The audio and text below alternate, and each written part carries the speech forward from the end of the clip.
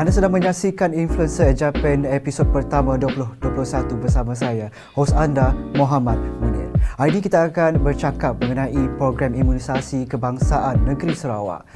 Dan selepas lebih setahun pandemik COVID-19 melanda, penghasilan dan kejayaan kerajaan mendapatkan vaksin mencukupi ketika semua negara sedang berebut mendapatkan vaksin tersebut adalah satu sinar harapan baru.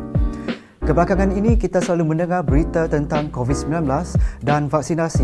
Tidak kurang juga banyak khabar angin mengatakan COVID-19 adalah pandemik yang dirancang. Terdapatnya microchip di dalam vaksin, agenda Illuminati atau pengubah struktur DNA, kononnya konspirasi untuk mengurangkan populasi dunia. Dakwah ini menyebabkan masyarakat mula meragui keupayaan vaksin berkenaan sedangkan keperluannya penting bagi mencegah daripada dijangkiti virus ini. Kerajaan dalam pada itu terpaksa melaksanakan Ordinan Kuasa Perlu Kurungan nombor 2 2021. Kenapa? Ini adalah bagi mempercepatkan proses penguatkuasaan, siasatan dan pendakwaan bagi mereka yang terbabit menghasilkan berita palsu. Di Sarawak, Japan Negeri Sarawak turut mengadakan soal selidik kajian terhadap penerimaan suntikan vaksin COVID-19 selain hebahan menerusi info on wheels di serata pelosok negeri Sarawak. Jadi kembali kepada fokus Influencer Japan Sarawak pada kali ini, kita menyentuh mengenai program imunisasi kebangsaan di negeri Sarawak. Untuk itu bersama-sama kita di Influencer Japan kali ini ialah pakar perubatan kesihatan keluarga Jabatan Kesihatan Negeri Sarawak, Dr. Raziah binti Muhammad. Apa khabar Doktor? Terima kasih kerana sudi bersama dalam Influencer Japan. Baiklah, mari kita bercakap sedikit berkenaan dengan program imunisasi kebangsaan Negeri Sarawak. Sejauh manakah keberkesanan program ini, Doktor? Terima kasih juga kerana sudi memberi peluang kepada saya untuk memberi sedikit sebanyak penerangan berkaitan dengan program imunisasi COVID-19 di peringkat negeri Sarawak. Kalau kita tengok program imunisasi kebangsaan Malaysia ni dah lama diperkenalkan di Malaysia. Seawal tahun 1950-an kita ada program imunisasi yang mensasarkan kepada golongan-golongan yang tertentu bagi melindungi golongan ini daripada penyakit-penyakit yang boleh dikawal dan dicegah oleh vaksin. Dan pada tahun ini program imunisasi COVID-19 kebangsaan diperkenalkan dan dalam program imunisasi ini dia menggariskan dasar dan strategi bagaimana negara memperolehi bekalan vaksin, bagaimana negara melaksanakan pemberian dan juga pemantauan pemberian vaksin ini kepada golongan-golongan yang telah disasarkan. Dan kalau kita tengok bagi program imunisasi kebangsaan yang kita dapat jadikan sebagai panduan adalah dengan melihat kepada penurunan penyakit-penyakit yang boleh dicegah yang kita sentiasa pantau di kalangan anak-anak kita seperti penyakit hepatitis B, measles, Japanese encephalitis, terutamanya di Malaysia ni, di Sarawak khususnya. Dan untuk COVID-19 pandemik, kita juga berharap bahawa dengan pelaksanaan program imunisasi ini, kita juga dapat mencegah dan menurunkan lekuk jangkitan di negara kita. Baiklah Doktor, menurut timbalan Ketua Menteri Dato' Amar Douglas Unggah Emas, berangkat pengurusi Jawatan Kuasa Bencana Negeri Sarawak, fasa kedua program imunisasi COVID-19 kebangsaan di Sarawak dijangka bermula pada bulan April. Menurut beliau, fasa kedua itu akan dijalankan secara besar-besaran kerana melibatkan vaksinasi terhadap lebih 2 juta rakyat Sarawak yang bersetuju dan layak. Fasa ini juga akan melibatkan golongan ekspatriat ataupun pekerja asing yang sah dan haram kerana akan timbul masalah jika mereka tidak diberikan suntikan vaksin tersebut. Baiklah Doktor, kita akan berehat seketika dan kembali lagi selepas ini dengan lebih banyak informasi berkenaan vaksin COVID-19 bersama Dr. Raziah binti Muhammad.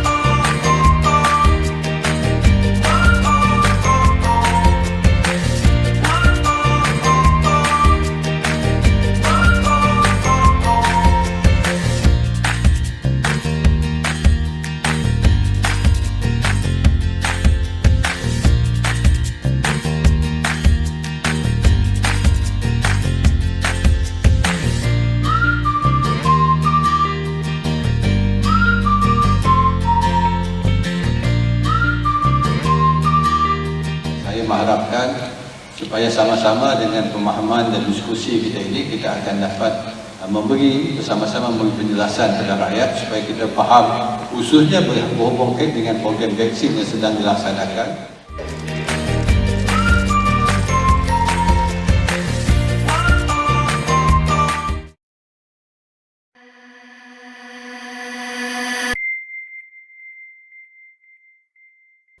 Jadi doktor, kerajaan memberikan keutamaan kepada frontliner untuk program vaksinasi ini.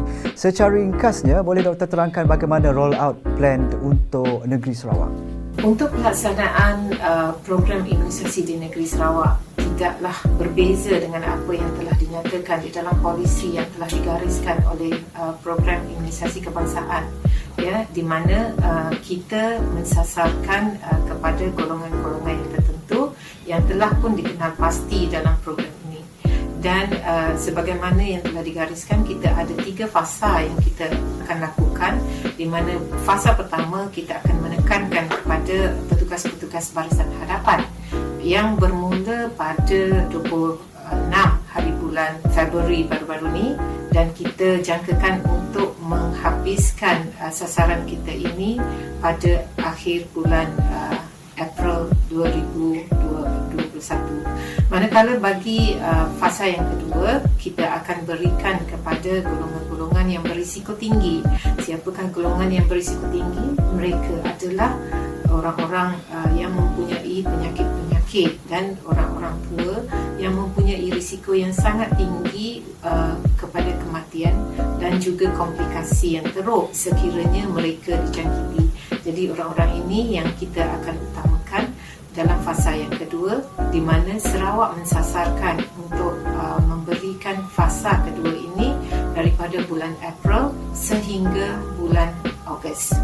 Dan untuk fasa ketiga, bagi memastikan ekonomi dapat dijana dengan baik, ya, pemulihan ekonomi, maka fasa ketiga ini menumpukan kepada golongan mereka yang berusia 18 tahun yang tidak mempunyai sebarang penyakit.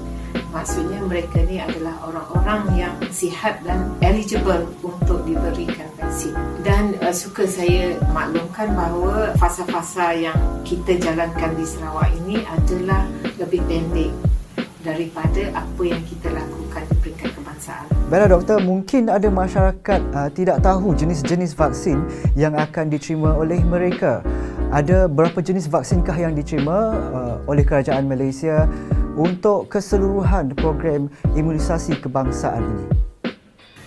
Kalau kita bercakap tentang jenis-jenis vaksin, kita kena tahu pada waktu sekarang sebenarnya vaksin COVID-19 terdapat 4 jenis yang kita perlu tahu. Satu vaksin adalah vaksin yang menggunakan keseluruhan virus itu sendiri, di mana virus itu sama ada dinyah-aktifkan ataupun dilemahkan. Dan vaksin yang kedua, jenis yang kedua adalah vaksin yang hanya menggunakan sedikit. Kalau tadi kita guna the whole portion, keseluruhan virus tersebut, tetapi yang kedua adalah menggunakan hanya sedikit daripada virus tersebut untuk memberikan badan kita satu tindak balas untuk menghasilkan imuniti.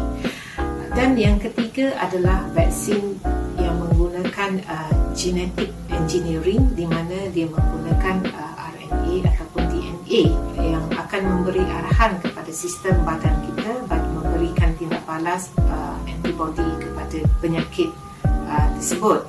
Dan kalau kita tengok yang jenis yang keempat adalah menggunakan virus yang lebih selamat yang dimasukkan ke dalam badan untuk badan menghasilkan tindak balas. So ada 4 jenis, ya.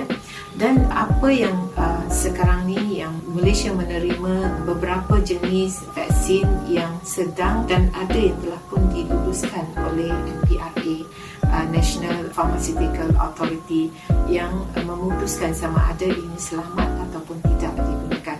Jadi antara yang telah diterima oleh Malaysia dan dalam peringkat penilaian adalah Pfizer vaksin, AstraZeneca vaksin, Sinovac vaksin, Sputnik keluaran Gamaleya National Center Russia, Dan pada masa sekarang, vaksin Comirnaty keluaran Pfizer-BioNTech telah pun diluluskan dan telah diguna pakai bermula daripada 24 Februari 2021, manakala vaksin-vaksin lain masih lagi di dalam penilaian. Baiklah doktor, kita berehat seketika dan kembali lagi selepas ini.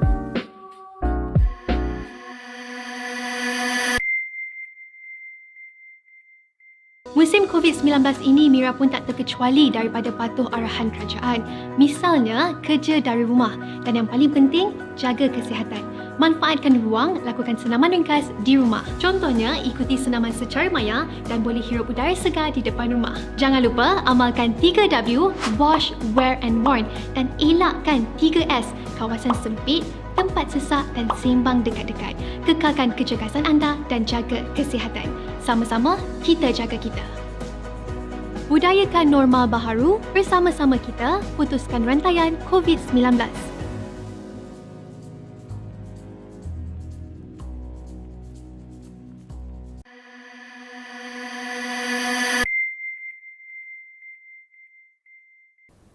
Seterusnya doktor, dilaporkan ada kes terpencil berlaku di mana terdapat kes kematian setelah mendapatkan vaksin dari jenis AstraZeneca. Apa pandangan doktor terhadap perkara ini?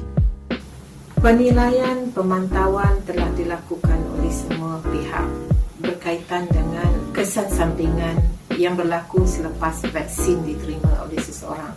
Jadi penilaian dan pemantauan adalah sangat penting, ya, bukan sahaja untuk vaksin COVID-19 tetapi juga bagi semua vaksin-vaksin yang diguna pakai di seluruh dunia. Kita tahu semua vaksin-vaksin yang digunakan ini masih lagi di dalam pemantauan dan penilaian, dan walaupun ianya telah diluluskan.